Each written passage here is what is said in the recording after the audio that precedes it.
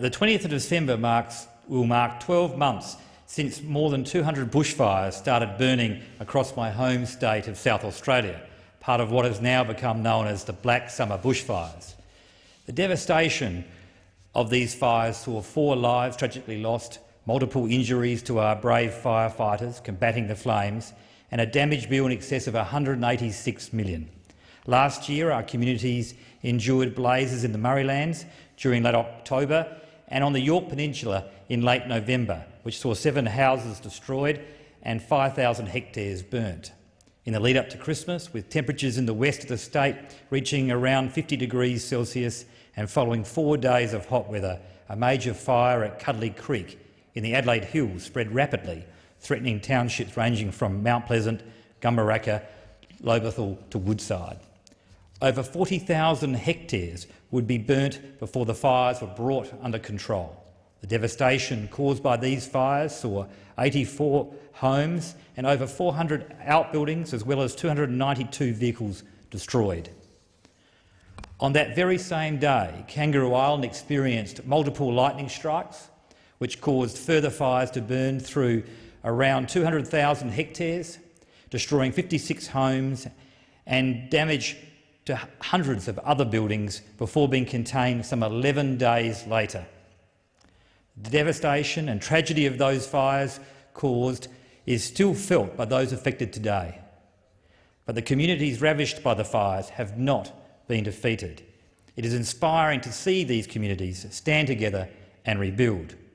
I commend those who work tirelessly to protect life and property, and those organisations who stepped up to provide crucial relief in the wake of these harrowing natural disasters. One such organisation is the national not-for-profit Disaster Relief Australia.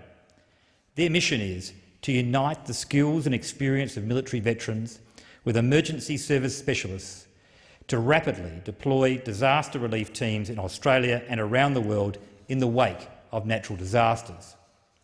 From the beginning of January this year through to March, DRA, as they are more commonly known, deployed 194 volunteers from all over Australia in 3 operations across the Cuddly Creek and Kangaroo Island firegrounds. And that is not counting the international and sponsored volunteers who joined their ranks. Through operations named Hannaford, Tiger and Turner, DRA delivered almost $786,000 worth of services to the community at no cost to those in need. This is an impressive achievement.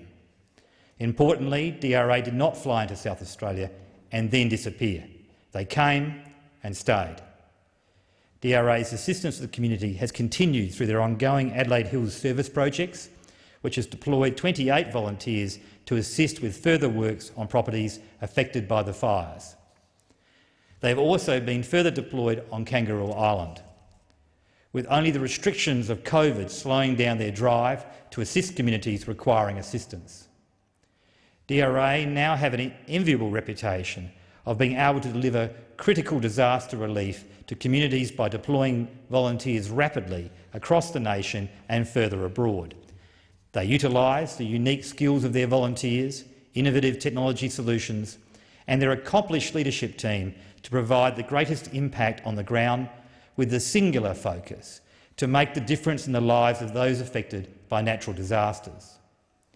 Just in the 2019-20 bushfire season alone, DRA deployed 523 volunteer members on disaster relief operations, contributing over $2.2 million in support to communities.